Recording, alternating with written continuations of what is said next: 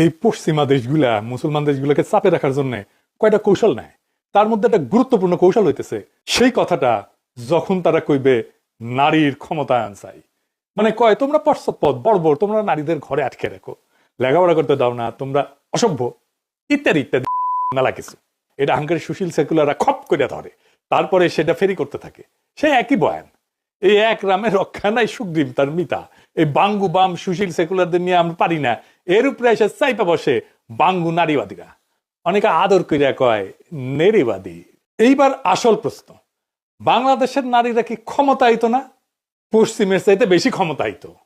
আমি কইতেছি না যে বাংলাদেশের নারীরা নিপীড়নের শিকার হয় না, আমি করছি ক্ষমতা মানে শুধু নিপীড়ন না থাকা না, ক্ষমতা মানে সিদ্ধান্ত নির্ধারণের সক্ষমতা। এটা পশ্চিমকে কইতে হবে মুখের উপরে। এটা না কইতে পারলে এরা পায়া বসবে। কেমনে বলবেন সেটা আলাপ করি, আসেন বুঝা দেখি।